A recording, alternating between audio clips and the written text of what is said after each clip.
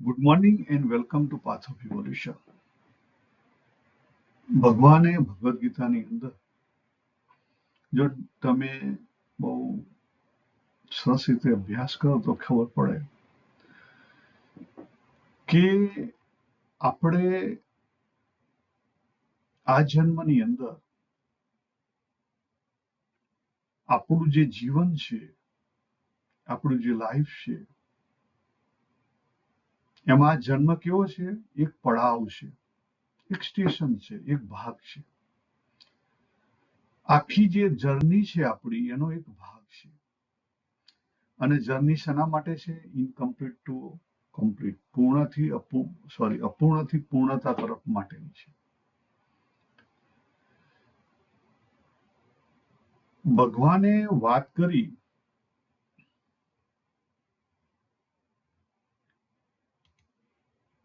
કે આપણે આપણો રોલ ભજવવાનો છે. શું ભજવવાનું છે? આપણો રોલ ભજવવાનો છે. ભગવાને કીધું ને કે 7મા અધ્યાયમાં કીધું કે અનેક જન્મોથી આપણી જ્યારે સાધના પરિપક્વ થાય ત્યારે આપણી મુક્તિ થાય. બે જગ્યાએ કીધું ભગવાને. એક 7મા અધ્યાયના 19મા શ્લોકમાં કીધું, અનેક જન્મો પછી આપણને જ્ઞાન ઉદય થાય. કોનું જ્ઞાન? આપણે જે ભૂલી ગયા છીએ આપણા સ્વરૂપનું એ જ્ઞાન. અને બીજી વસ્તુ શું વાત કરી? અનેક જન્મ સંસિદ્ધિ, ઘણા જન્મોનું બધું ભેગું થયા પછી તમને ક્લેરિટી પકડાય. એટલે આ જન્મની અંદર આપણે ફસાઈ જ ગઈએ છીએ. કેમ? તો એનું કારણ છે જો સ્ક્રીન ઉપર બતાવેલું છે, તાદાત્મ્ય, વનનેસ વિથ બોડી. આપણું બોડી સાથે કેવું થઈ જાય છે? વનનેસ થઈ જાય છે. ખરેખર છે, ખરેખર નથી, પણ થઈ જાય છે. કેમ થઈ જાય છે? કારણ કે આ ગેમ કેવી છે? તો ભગવાને વાત કરી કે જીવે જગત ધારણ કર્યું છે 7મા અધ્યાયમાં. પછી 3જા અધ્યાયમાં ભગવાન શું કહે ખબર? કે એણે માની લીધું છે, જીવે માની લીધું છે જગત ધારણ કર્યા પછી કે આ જે મેં માસ્ક પહેર્યો છે એ રિયલ છે. અહંકાર વિમૂઢા કર્તા ઇતિ અહમ મન્યતે. માની લીધું છે. ખરેખર શું છે એની પણ વાત કરી ભગવાને. જો કે આ જે બધા વિચારો છે, જે માન્યતાના જે બધા વિચારો છે, તો બધા કેવા છે? આવવા જવા વાળા છે. કેવા છે? આવવા જવા વાળા છે. અને આ જે બધી વસ્તુનો અનુભૂતિ થાય છે, ભગવાને 13મા અધ્યાયમાં બહુ સરસ વાત કરી કે આજે આપણને અનુભૂતિ થઈ રહી છે. આપણે પ્રકૃતિ ધારણ કરી અને એને લઈ આપણે સુખ દુઃખનો અનુભવ કરીએ છીએ.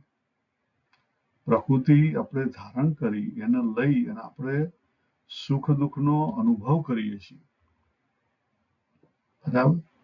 અને એ સુખ દુઃખના અનુભવને લઈ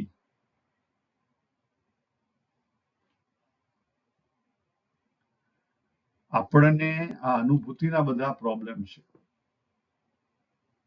શું છે? અનુભવ જે કરીએ છીએ અને એને આપણે સાચો માની લઈએ છીએ, એના આપણને બધા પ્રોબ્લેમ છે.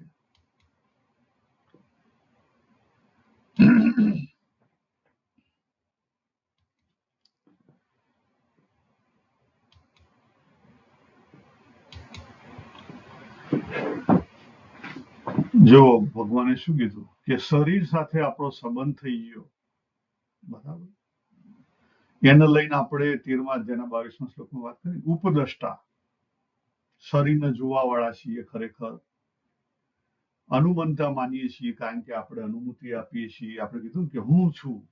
આપણું જે તાદાત્મ્ય થઈ ગયું છે એના કારણે આ બધી વસ્તુ થઈ રહી છે. આપણે ભરણ પોષણ કરીએ છીએ એટલે આપણે શું માનીએ છીએ કે હું ભરતા છું.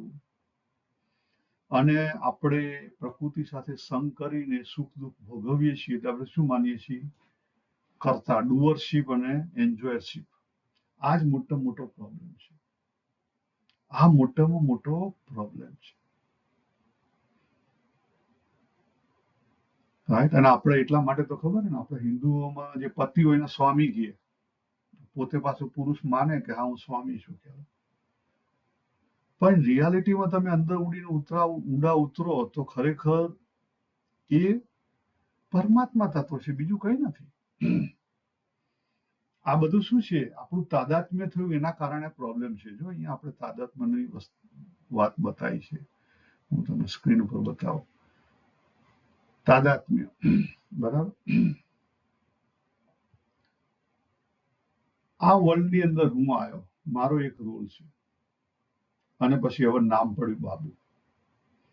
પછી આગળ મારા ફાધર મધરને લઈને મારો રોલ છે પુત્રનો, એટલે મેં પુત્ર બન્યો. આ બધા માસ્ક પહેર્યા. પત્નીને લઈને પતિ બન્યો, બાળકોને લઈને પિતા બન્યો, ઓફિસને લઈને ઓફિસર બન્યો. આ બધા શું છે, રોલ છે. અને એની અંદર આપણે શું થઈ ગયા છીએ, ફસાઈ ગયા છીએ. આપણે એની અંદર ફસાઈ ગયા છીએ.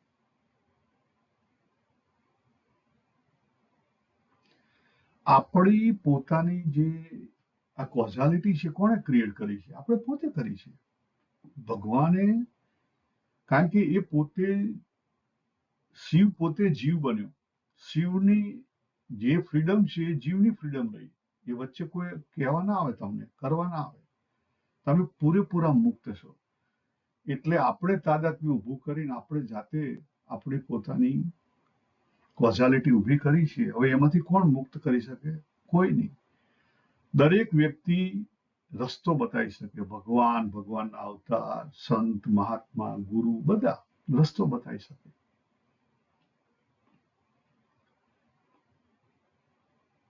પણ કરવું કોને પડે? આપણે પોતે. જ્યાં સુધી આપણે એમાંથી રાજી ના થઈએ, જાતે કરીએ નહીં, ત્યાં સુધી ઉકેલ આવે નહીં. તો આ જીવનની અંદર આપણે આ જે બધું ઊભું કર્યું છે, અને આપણે જ એમાંથી નીકળવાનું છે. Choice is yours. ભગવાને પૂર્ણ ચોઈસ આપી છે. ભગવાને પૂર્ણ ચોઈસ આપી છે. અને ભગવાને જો વાત કરી 5મા અધ્યાયમાં કે ભગવાન કોઈના પાપ પુણ્ય કરવા નથી આવતો, અને ભગવાનને કઈ લેવા દેવા નથી. એ બધું તો સ્વભાવથી થાય છે. શાનાથી થાય છે? સ્વભાવથી થાય છે. એટલે આ સમજો તો આમાંથી ઉકેલ આવશે. આ કોને ઊભું કરેલું છે? આપણે પોતે. અને આમાંથી નીકળી કોણ શકે? આપણે પોતે જાતે.